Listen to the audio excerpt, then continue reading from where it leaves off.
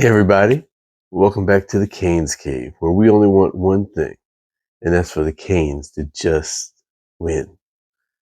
And this weekend, they did just that. They brought home the dub against Virginia Tech. It was a solid game, at least for 3/4. Very, very solid game. Uh, TVD was slinging it, and he's found what I think is wide receiver number one, Kobe Young.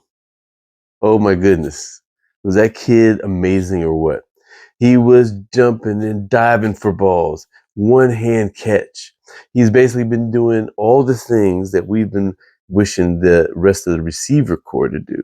I mean, effort, execution, perfect. That's exactly what we want in receivers. And I hope that the rest of the receiver corps elevates their effort, elevates their game to match his.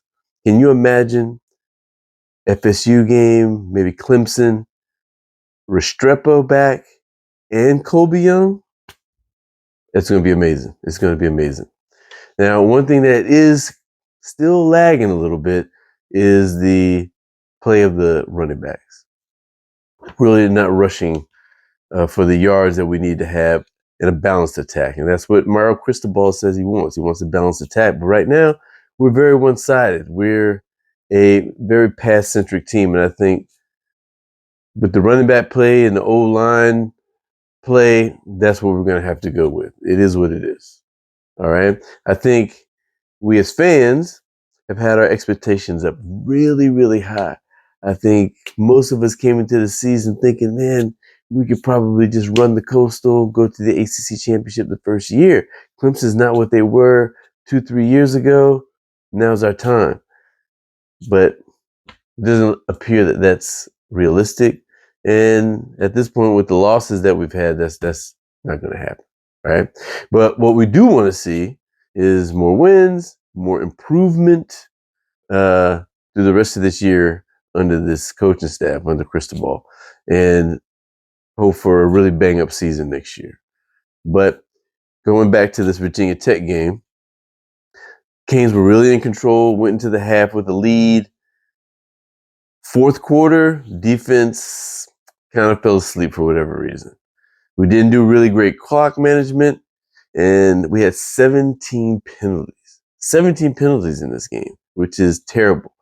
It's really amazing that we even won the game with all those penalties, and we really let them back into the game. I think we could have, with a little more discipline, we could have held them scoreless, but we didn't. But listen, back to being positive.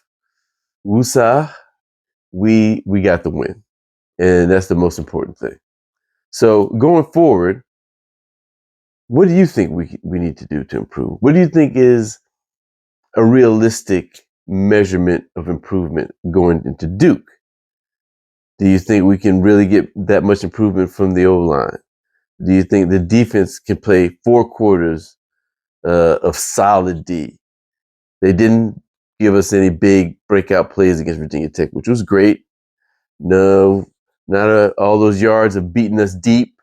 Didn't happen. And we had one play that was maybe 17, 20 yards, but hey, did a great job. We didn't turn the ball over. We didn't throw any interceptions, no fumbles like the previous game. So listen, we are making improvements, right? And we can get some of these players that are banged up back, and hopefully we don't lose Mallory for too long, because I believe he's probably going to be on concussion protocol, right?